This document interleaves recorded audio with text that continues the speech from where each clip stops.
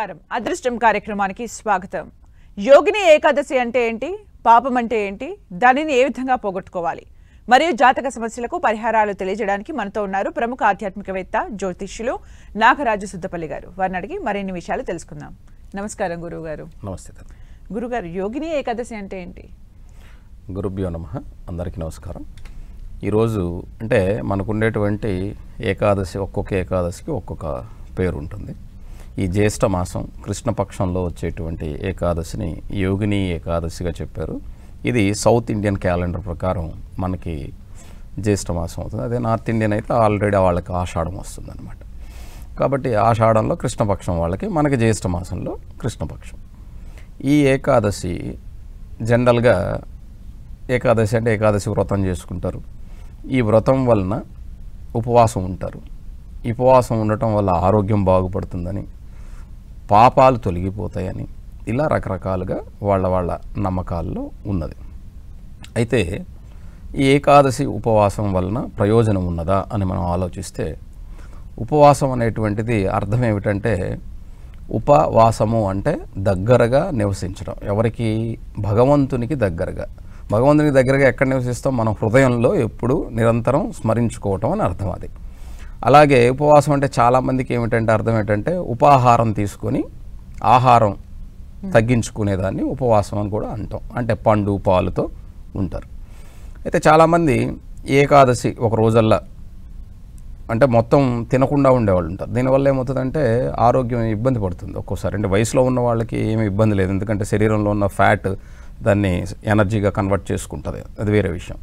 కానీ కొంచెం 40 దాటిన తర్వాత మనకి బీపీలు ఇలాంటివి స్టార్ట్ అవుతాయి. కాబట్టి ఇలాంటి వాళ్ళు కొంచెం అల్పాహారాన్ని స్వీకరించి వాళ్ళ ఉపవాసాన్ని తప్పకుండా చేసుకోవచ్చు.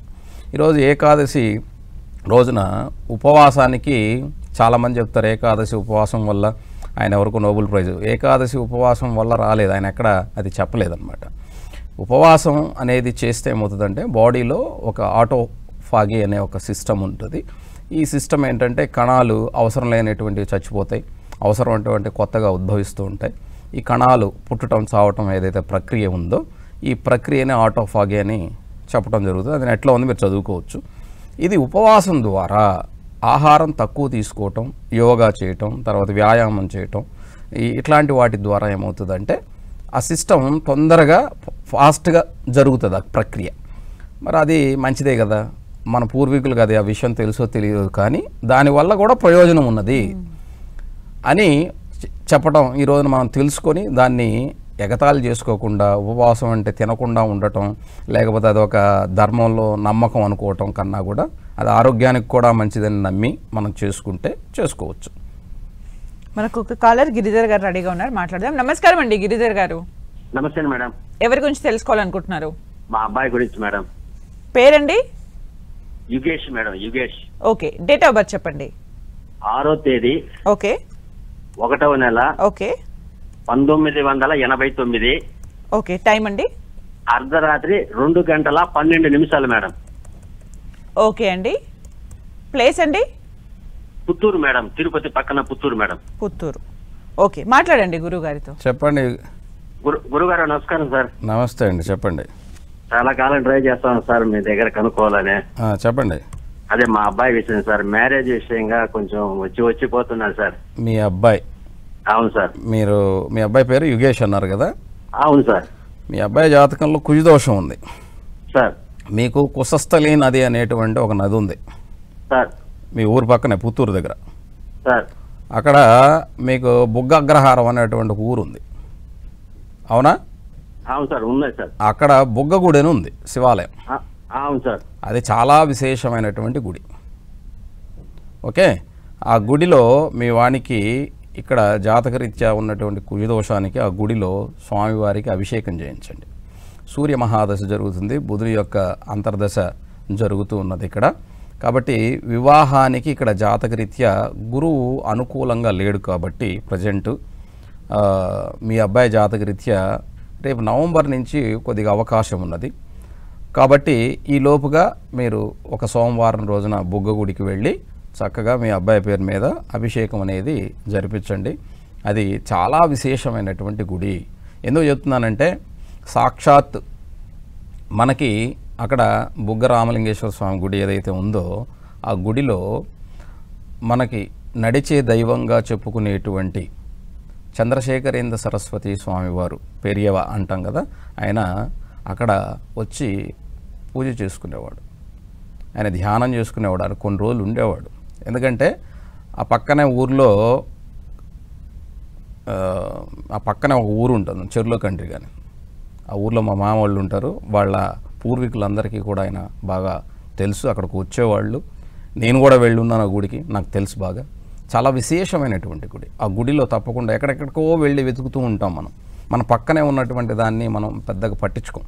కాబట్టి మీ అబ్బాయికి ఇక్కడ ఆ గుడిలో తప్పకుండా అభిషేకం అనేది చేయించండి, రుద్రాభిషేకం.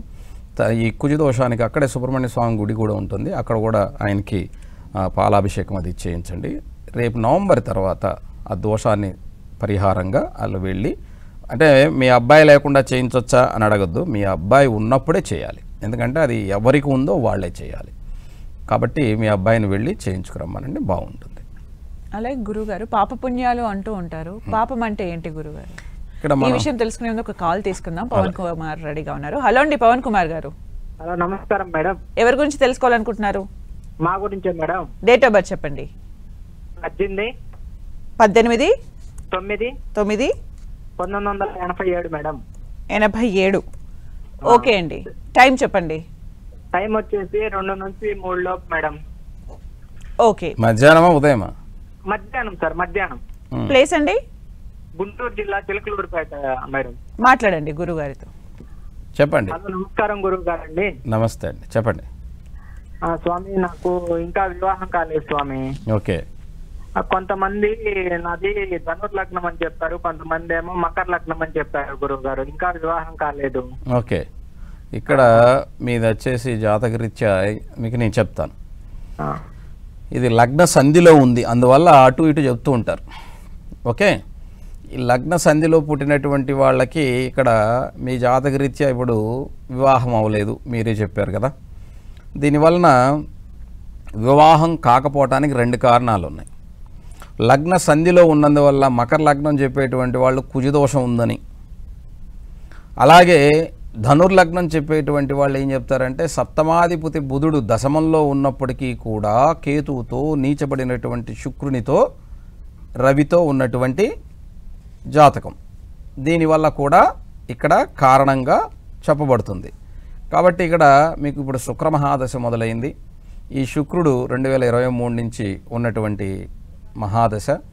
అయితే మీకు గురువు యొక్క అనుగ్రహం అనేటువంటిది ఇక్కడ తక్కువగా ఉన్నందువల్ల జాతకంలో కూడా, అంటే జాతకంలో అంటే ప్రజెంట్ గోచారంలో వ్యయంలో గురువు కదా, వ్యయంలో గురువు కొద్దిగా అనుకూలత తక్కువగా ఉంటుంది. కాబట్టి రేపు నవంబర్లో గురువు 1 నెల రోజుల పాటు, అక్టోబర్ నుంచి నవంబర్ నెల అంతా కూడా ఆయన కర్కాటక రాశిలో ఉంటాడు. కాబట్టి అక్కడ అనుకూలంగా ఉంటుంది. మళ్ళీ ఆయన కర్కాటకంలోకి వచ్చాకే మీకు అనుకూలమైనటువంటిది.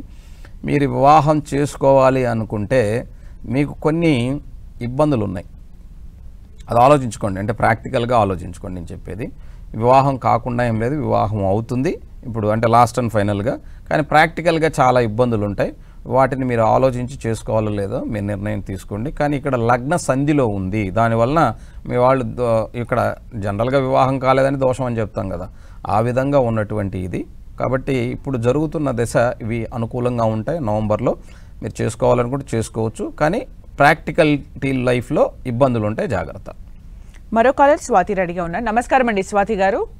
నమస్తే మేడం. ఎవరి గురించి తెలుసుకోవాలనుకుంటున్నారు? ఇది మా అగ్గారు అబ్బాయి కోసం కాల్ చేశాను మేడం. డేట్ ఆఫ్ బర్త్ చెప్పండి. జనవరి 29, 2002. జనవరి 29, 2002. ఓకే అండి, టైం చెప్పండి. Morning 9:24 madam. ఓకే, ప్లేస్ అండి? కాకినాడ అండి. మాట్లాడండి గురుగారితో. గురుగారు నమస్తే అండి. నమస్తే తల్లి, చెప్పండి. ఈ బాబుకి జాబ్ నెక్స్ట్ ఆ తర్వాత ఫ్యూచర్ ఎలాగుంటుందో ఒక్కసారి చూసి చెప్పండి. ఇక్కడ లగ్నం వచ్చేసమ్మా మీన లగ్నం, రాశి కర్కాటక రాశి, నక్షత్రం ఆశ్లేష నక్షత్రం 1వ పాదం. జన్మజాతకంలో సంపూర్ణంగా ఇక్కడ సర్పదోషం లేకపోయినప్పటికీ చంద్రుడు మాత్రమే బయట ఉండి మిగతా గ్రహాలన్నీ రాహుకేతు మధ్యలో బంధింపబడి ఉన్నాయి. అంటే బంధింపబడి అంటే వాళ్ళిద్దరే తాడేసి కట్టారని కాదు అర్థం. కాకపోతే వాటి మధ్యలో ఉన్నాయని అర్థం. అయితే ఇక్కడ సప్తమాధిపతి బాగున్నాడు, అలాగే దశమాధిపతి ఉద్యోగ స్థానాధిపతి అయినటువంటి గురువు రాహుతో ఉన్నందువల్ల ఉద్యోగం ఆలస్యం అవ్వచ్చు. అయితే శుక్రమహాదశ జరుగుతుంది. ఈ శుక్రుడు పరాక్రమ అష్టమాధిపతి లాభంలో ఉన్నందువల్ల ఇక్కడ జాతకరీత్యా రవితో కూడా బుధుడితో శుక్రుడు ఏకాదశంలో ఉన్నందువల్ల 3 గ్రహాలు ఏకాదశంలో సూర్యుడు కూడా ఉన్నందువల్ల తప్పకుండా బాగుంటుందమ్మా.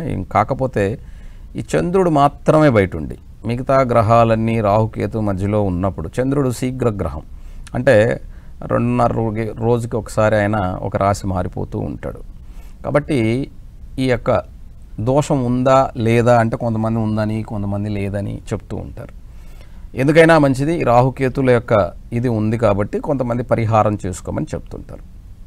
అయితే ఇక్కడ శుక్రదశ నడుస్తుంది కాబట్టి ఈ శుక్రుడు జాతకంలో ఆయనకి మంచి స్థానం అంటే ఏకాదశ స్థానంలో ఉన్నాడు కాబట్టి ఇక మీదట బాగుంటుంది. ఈ జూలై 30 నుంచి 2027 జూలై 30 నుంచి, ఈ జూలై కాదు నుంచి బాగుంటుంది. అయితే అంతవరకు కూడా జాతకంలో కొన్ని ఇబ్బందులు ఉంటాయి. వాటన్నిటిని ప్రాక్టికల్గా ఫేస్ చేయటమే తప్ప ఇతని జాతకంలో పెద్ద రెమెడీస్ అనేవి ఏమి వర్క్ అవ్వమా.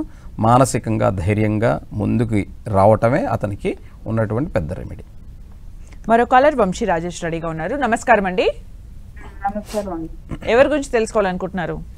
మా అబ్బాయి గురించి అండి. డేట్ ఆఫ్ బర్త్ చెప్పండి. 2/10/96. టైం అండి? పొద్దున పూట 3:15 ప్రాంతం అండి? గణపేశ్వరం అండి. మాట్లాడండి గురువు గారు. చెప్పండి తల్లి, ఏం తెలుసుకోవాలి? జాబ్ గురించి సార్. ఓకే అమ్మా. ఇక్కడ మీరు ఇచ్చిన డేట్ ఆఫ్ బర్త్కి మీ అబ్బాయి లగ్నం వచ్చేసి సింహలగ్నం, రాశి వచ్చేసి ఇక్కడ వృషభ రాశి, నక్షత్రం రోహిణి నక్షత్రం 2వ పాదం. జాతకరీత్యా ఇప్పుడు ఈయన జాతకంలో లగ్నంలో శుక్రబుధులు, కుటుంబ స్థానంలో రవిరాహులు, పంచమ గురువు, అలాగే అష్టమంలో శనికేతువులు, దశమ స్థానంలో చంద్రుడు ఉచ్చస్థితిలో, 12వ ఇంట్లో కుజుడు దోషంలో ఉన్నటువంటి జాతకం. అయితే ఇప్పుడు రాహు మహాదశ జరుగుతుంది. రాహులో కూడా చంద్రుడు జరుగుతున్నాడు. ఈ చంద్రుడు 10వ ఇంట్లో ఉచ్చస్థితిలో ఉన్నప్పటికీ కూడా వ్యయాధిపతి అయి ఉన్నాడు. అందువల్ల ఆలస్యం అవుతుంది తప్ప ఇంకొక ఇదేం లేదు, భయపడాల్సిన అవసరం లేదు. కాకపోతే ఈ అబ్బాయికి నవంబర్ 1 తర్వాత ఉద్యోగం అనేది తప్పకుండా ఉంది. కాబట్టి ఉద్యోగం అంటే మనకి చాలా స్థాయిలో ఆలోచించొద్దమ్మా. అతనికి నిలబడేందుకు అతని కాళ్ళ మీద అతనికి ఒక అవకాశం అనేది మొదట కలుగుతుంది. దాని నుంచి ముందుకు వెళ్ళేదానికి అవకాశం ఉంటుంది. అంతకుముందు చేసేవాడు ఆగిపోయాడు, లేకపోతే ఇప్పుడు లేదు, ఇలాంటివి ఆలోచించకుండా ముందుకు వెళ్ళటం మంచిది. గురుగారు, మనం పాపం గురించి మాట్లాడుతున్నాం. ఇక్కడ పాపం అంటే చాలామంది ఏదో అనుకుంటారు, కర్మ అంటే నా కర్మ అదే బాగాలేదని. కర్మ అంటే పని. ఈ పని వలన అంటే మన చెడు కర్మల వల్ల అంటే చెడ్డ ఆలోచనల వల్ల అంటే చేసే పనే కాదు, ఆలోచన వల్ల కూడా చెడు చేస్తాం. ఈ ఆలోచన వల్ల చేసేటువంటి కర్మల వల్ల కలిగేటువంటి ఫలితాన్ని పాపం అంటాం. ఈ పాపం ఈ కలియుగంలో ఎటువంటి రూపంలో ఉంటుంది అంటే వ్యాధి రూపంలో ఉంటుంది. కాబట్టి నేను దాన ధర్మాలు చేశాను, లేకపోతే ఇంకోటి చేశాను, కానీ నాకు వ్యాధులు ఉన్నాయంటే దాని అర్థం ఏమిటంటే నువ్వు బయట ప్రపంచం గొప్ప కోసం దాన ధర్మాలు చేయొచ్చు, అంటే నీ కీర్తి కోసం, కానీ లోపల నీ ఇంటెన్షన్ వేరుగా ఉంటుంది. దానివల్ల కూడా వ్యాధులు కలుగుతాయి. కానీ బయట వాళ్ళు చాలామంది అంటారనమాట, యజ్ఞయాగాలు చేసాడు బ్రహ్మాండంగా, కానీ ఆయన ఇంటెన్షన్ వేరు. ఇలాంటివి చాలామంది చూస్తూ ఉంటాం. అలాంటి వాళ్ళకి బాగోదన్నమాట. అందుకనే వృద్ధాప్యంలో చాలామంది అనారోగ్యంతో ఉండే వాళ్ళని చూస్తూ ఉంటాం సహజంగా. కానీ ఇప్పుడు వృద్ధాప్యం కాదు, వయసులో ఉన్నప్పుడే చాలా అనారోగ్యాలతో మనం చూస్తాం. దానికి కారణం ఏమిటంటే ఒక విషయం, ఇక్కడ ఈ జన్మ కర్మ ఫలితాలేనా గురుగారు ఇవన్నీ? ఎందుకంటే అమ్మా ఎన్ని జన్మలు ఉన్నాయో మనం చెప్తే బాగోదు, కానీ ఈ జన్మకైతే ఉన్నాం కదా. ఈ జన్మలో మనం వచ్చే జన్మ దాకా అవసరం లేదు. ఇప్పుడు ఉద్యోగం చేసి వచ్చే జన్మలో జీతం తీసుకుంటామా? లేదు కదా. ఈ నెల జీతం ఈ నెల పడకపోతే నెక్స్ట్ మంత్ మానేస్తాం. కాబట్టి ఇప్పుడు చేసిన కర్మకి ఇప్పుడే ఈ కలియుగంలో సత్ఫలితం అనేది అయితే అంటే చెడు కర్మ అయితే చెడు ఫలితం ఉంటుంది, సత్కర్మ అయితే అదే మంచి ఫలితం ఉంటుంది. కాబట్టి ఏదో జన్మది అన్నది పక్కన పెట్టండి, అది ఎవరూ చూసి రాలేదు. కానీ ఈ జన్మలో మనం చేసేటువంటి ధర్మం ఒకటి ఉంటుంది. ఆ ధర్మాన్ని వదిలేసి మనం ఈజీగా తొందరగా పరిగెత్తాలి అంటే లైఫ్ కూడా తొందరగా అయిపోతుంది. కాబట్టి ఇవి మనం ఆలోచించవలసింది ఏంటంటే పాపము అంటే ఏమిటి, మనం చేసేటువంటి చెడు కర్మల వల్ల కలిగేటువంటి ఫలితాన్ని పాపము, అందుకే అది పాప సొమ్మురా అంటారు. అంటే అర్థం ఏమిటి, చెడు పని చేసి సంపాదించాడు అని. అదే మంచి సత్కర్మ అనుకోండి, అది పుణ్యము అంటారు. అంటే వాడు పుణ్యం చేసి అంటే మంచి పని చేసి సంపాదించాడని. మరి దాన్ని ఎలా పోగొట్టుకోవాలంటే క్షమబుద్ధి కలిగి ఉండాలి. అంటే నేను ఇంకొకసారి ఈ తప్పు చేయను, తెలుసో తెలియకో పొరపాటు చేశానని దానికి మనసులో చింతన ఉండాలి. ఉండి సత్కర్మ చేస్తే నీకు ఆ పాప ఫలితం అనేది, అంటే తెలుసో తెలియక చేసినా కూడా శిక్ష పడుతుంది కాదనలే, కానీ ఆ శిక్ష తగ్గుతుంది. తప్పుకి శిక్ష పడకుండా ఏమి ఉండదు, తప్పుకి తప్పకుండా శిక్ష పడుతుంది, కానీ దానికి క్షమ కలిగి కొన్ని శిక్ష తగ్గుతుంది కదా, అలా తగ్గించుకోవటమే తప్ప అది మనల్ని వదిలిపెట్టిపోదు. జడ్జి గారన్న పాపం అని తలుస్తాడేమో కానీ కర్మ అనేది తలవదు. నేను ఖచ్చితంగా నీకు ఫలితం ఇచ్చి తీరుతుంది. అందుకనే చాలామందికి నేను చెప్తాను, మనం చేసే పని ఏదైనా కావచ్చు, దానికి మీకంటూ ఒక ధర్మమైనటువంటి న్యాయమైనటువంటి ఒక ఇది ఉంటుంది. అది కాకుండా ఎదుటివాడి బలహీనతతో మనం వాడుకుంటే అది ఖచ్చితంగా పాపం అవుతుంది. ఆ పాపం సొమ్ము ఏమవుతుందంటే నీ పిల్లల జీవితాన్ని నాశనం చేస్తుంది, నీ జీవితాన్ని నాశనం చేస్తుంది. ఎవరి కోసం సంపాదిస్తున్నావు? నీ పిల్లల కోసం. మరి నీ పిల్లల కోసం సంపాదించే నీ జీవితంలో నీ పిల్లలకే ఉండదు అది. కాబట్టి మనం చేయవలసింది ఏమిటంటే పాపం అనేటువంటిది ఆలోచనలో కూడా చేయకూడదు. మరో కాలర్ వరప్రసాద్ రెడీగా ఉన్నారు. నమస్కారం అండి వరప్రసాద్ గారు. పాప గురించి తెలుసుకుందామనండి. డేట్ ఆఫ్ బర్త్ చెప్పండి పాపది. 16/7 హలో 16/7/1998 అండి. ఓకే, టైం చెప్పండి. ఉదయం 8 గంటలండి, ఈస్ట్ గోదావరి రాజోలు. ఓకే, మాట్లాడండి గురువు గారితో. చెప్పండి ప్రసాద్ గారు. గురువు గారు నమస్కారం అండి. మా పాప వివాహం ఉద్యోగం గురించి తెలుసుకుందామని. అలాగే అండి. ఇక్కడ మీ అమ్మాయిది సింహలగ్నం, రాహు ఇక్కడ లగ్నంలోనే ఉన్నాడా. రాశి వచ్చేసి మీనరాశి, నక్షత్రం రేవతి నక్షత్రం 2వ పాదం. సంపూర్ణమైనటువంటి కాల సర్పయోగం ఉన్నటువంటి జాతకం. ఈ సర్పదోషం ఉన్నందువల్ల, సప్తమాధిపతి అయినటువంటి శని నీచంలో ఉన్నందువల్ల వివాహంలో ఇబ్బందులు ఏర్పడతాయి. అయితే వివాహానికి సార్ సమయం ఉందా అంటే సమయం ఉంది సార్, సమయం పడుతుందన్నమాట. ఎందుకు సమయం పడుతుంది అన్నానంటే జాతకరీత్యా రేపు ఆగస్టు 2 నుంచి 2026 మార్చి లోపుగా ఒక అవకాశం ఉంది. ఇక్కడ ఉపయోగించుకొని మీరు కరెక్ట్గా వివాహం చేయగలిగితే ఆ పాప బాగుంటుంది. లేదంటే 2027 నవంబర్ దాకా, అంటే ఆల్మోస్ట్ 2 ఇయర్స్ ఇంకా, అంటే ఆ పాపకి 29 వచ్చేదాకా, 29 ఏళ్ళు వచ్చేదాకా టైం పడుతుంది. ఇకపోతే సర్పదోషానికి అనంత కాల సర్పదోషం అని చెప్తాం. ఈ కాల సర్పదోషం వల్ల కూడా, అంటే మనం చేసే పనుల వల్ల అవి ఏమవుతాయంటే రాహుకేతుల మధ్యలో గ్రహాలు ఉండిపోవటం వల్ల మనకు కొన్ని ఆలోచనలు ఉంటాయి. నేను స్థిరపడాలి, లేకపోతే నేను చిన్న ఫ్యామిలీ నుంచి వచ్చాను, నాకు ఈ ఆశయాలు ఉన్నాయి. ఇవి కూడా మంచిదే, కానీ ఇవి కూడా మనల్ని కట్టడి చేస్తాయి. కాబట్టి మన ఆలోచనే మనల్ని కట్టడి చేస్తుంది. కాబట్టి ఆ పాపకి మీరు ఆగస్ట్ తర్వాత జనవరి లోపు చేయగలిగితే ఇక్కడ తనకి ఎక్కడ అవకాశం ఉంటుంది. లేదంటే 2027 నవంబర్ తర్వాత అవకాశం ఉంటుంది. ఈ లోపు అంటే మరి అది నాకు తెలియదు, ఉన్నది చెప్తున్నా. కాబట్టి ఆలోచించుకోండి. ఈ రాహుకేతువులకి నెగిటివ్ థింకింగ్ అనేటువంటిది ఆలోచించొద్దని చెప్పండి. ఆ పాపకి నెగిటివ్ థింకింగ్ అనేది అంత మంచిది కాదు. మరో కాలర్ విజయలక్ష్మి గారు రెడీగా ఉన్నారు. నమస్కారం అండి. నమస్తే అండి. ఎవరి గురించి తెలుసుకోవాలనుకుంటున్నారు? బాబు గురించి అండి. డేట్ ఆఫ్ బర్త్ చెప్పండి. 14 ఓకే మార్చ్ ఓకే 1996 అండి. 96 ఓకే అండి. టైం చెప్పండి. టైం 6:13 ఉదయం అండి? ఉదయం అండి, మార్నింగ్. ఓకే, ప్లేస్ అండి? విజయవాడ అండి. మాట్లాడండి గురువు గారితో. సార్ నమస్తే సార్. చెప్పండి. గురువు గారు, బాబు గురించి తెలుసుకుందామని, మ్యారేజ్, జాబ్ గురించి. ఇక్కడ మీ అబ్బాయి మీరు ఇచ్చినటువంటి డేట్ ఆఫ్ బర్త్కి మీ అబ్బాయి జన్మజాతకంలో లగ్నం వచ్చి కుంభలగ్నం అమ్మ, రాశి వచ్చి ధనుర్రాశి, నక్షత్రం పూర్వాషాఢ నక్షత్రం 2వ పాదం. ఈ జాతకంలో లగ్నంలో రవి, కుజ, బుధులు, 2వ ఇంట్లో కుటుంబ స్థానంలో శనికేతువులు, 3వ ఇంట్లో శుక్రుడు, అలాగే అష్టమంలో రాహు, ఏకాదశంలో గురుచంద్రుల యొక్క కలయిక. ఈయన జాతకరీత్యా ఇప్పుడు చంద్రమహాదశ జరుగుతుంది, శుక్రుడు యొక్క అంతర్దశ జరుగుతుందమ్మా. శుక్రుడు 6వ స్థానాధిపతి ఏకాదశంలో ఉన్నాడు. అలాగే జాతకంలో చంద్రమహాదశ జరుగుతుంది కాబట్టి ఇప్పుడు ఉద్యోగం కోసం చేసే ప్రయత్నాలు రేపు జూలై 4 నుంచి సఫలీకృతమయ్యేదానికి అవకాశం ఉంది. ప్రయత్నం చేయమని చెప్పండి. వివాహంలో దోషం ఏర్పడుతుందమ్మా. ఇది కారణం ఏమంటే సప్తమాధిపతి కుజుడితో బుధునితో ఉన్నందువల్ల చిన్న దోషం ఏర్పడుతుంది. ఎందుకంటే ఆయన ఎవరినో ఇష్టపడటం, లేకపోతే ఆయన నచ్చిన వాళ్ళు దొరకపోవటం, ఇలాంటి కారణాలు కొన్ని ఉంటాయి.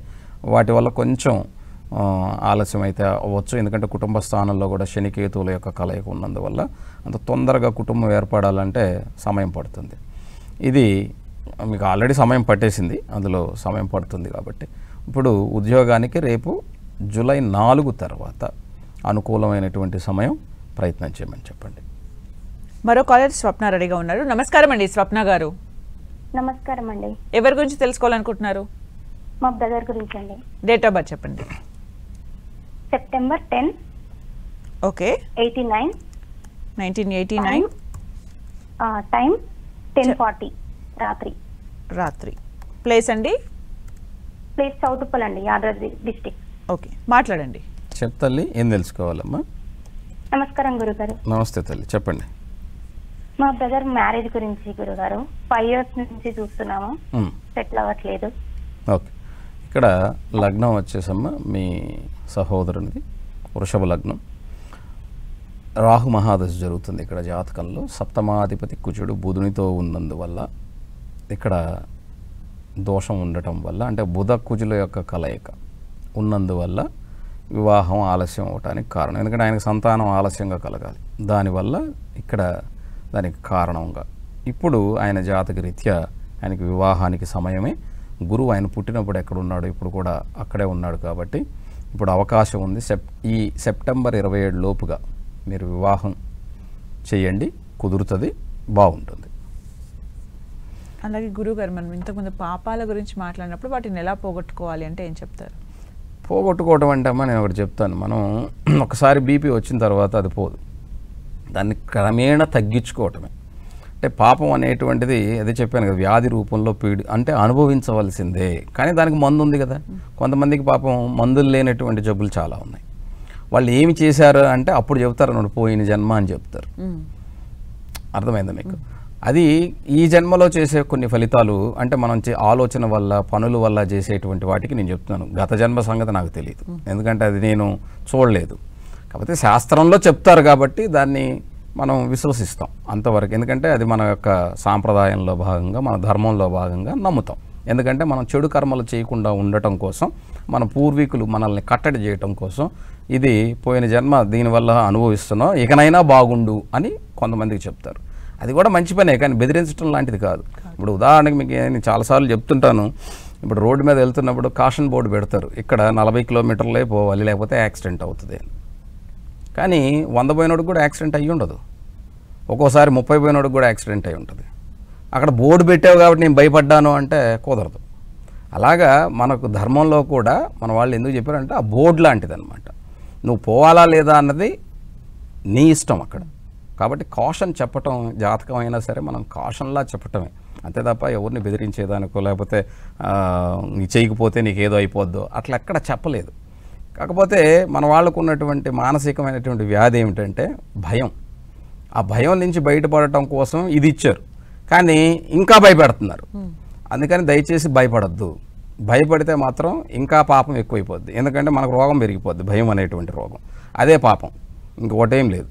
కాబట్టి దీన్ని సత్కర్మ చేయటం ద్వారా, సత్కర్మలు అంటే మనకి ఈ ఎవరికి హాని కలిగించకుండా ఉండటమే సత్కర్మ. ఫస్ట్ చెడు ఆలోచన చేయకపోవటం, ఎదుటి వాటిని నీతో ఉన్న మనిషికి, అంటే అందరి మనుషులు అంటే అన్ని ప్రాణుల యందు దయ కలిగి ఉండటం గొప్ప విశేషమైనటువంటి విషయం. దాన్ని ఎవరైతే చేస్తారో వాళ్ళు నిజంగా పుణ్యాత్ములు. గురుగారు, రేపటి కార్యక్రమంలో ఏ విషయాలు మాట్లాడబోతున్నాం? ఇక్కడ అందరూ ఉద్యోగాల కోసం, పెళ్ళిళ్ళ కోసం అడుగుతున్నారు. రకరకాలైనటువంటి దోషాలు అందరికీ ఉంటూ ఉన్నాయి. వీటిల్లో ఇందాక ఇప్పుడు ఒక ఆయనకి మనం చెప్పాం, కుజబుధుల యొక్క కలయిక పంచమంలో ఉన్నందువల్ల ఎందుకు వివాహం, సంతానం కలిగితే కలగదు, వాళ్ళకి లేట్ అవుతుంది. దానికంటే పెళ్ళి అవ్వకుండా ఆపటమే మంచిది కదా. అట్లా ఒక్కొక్కల జాతకంలో ఉంటుంది. కొంతమందికి పెళ్ళి 15 ఏళ్ళు 20 ఏళ్ళు అయినా పిల్లలు పుట్టరు. తర్వాత ఎప్పుడో పాపం వాళ్ళకి పుట్టినటువంటి అంటే మెడిసిన్ వైజ్గానో లేకపోతే భగవంతుడు అనుగ్రహంతోనో పుట్టినటువంటి వాళ్ళు ఉంటారు. కాబట్టి ఆ విధంగా జరిగేటువంటి విషయాల గురించి మాట్లాడుకుందాం. థ్యాంక్ యూ గురుగారు, నేను అడిగిన ప్రశ్నలకు సమాధానాలు తెలియజేస్తున్నాను. థ్యాంక్ యూ నమస్తే సో తల్లి. మచ్. చూశారు కదండి, ఇది వాళ్ళ అదృష్టం కార్యక్రమం. మరో అంశంతో మళ్ళీ కలుద్దాం. Keep watching 10 TV.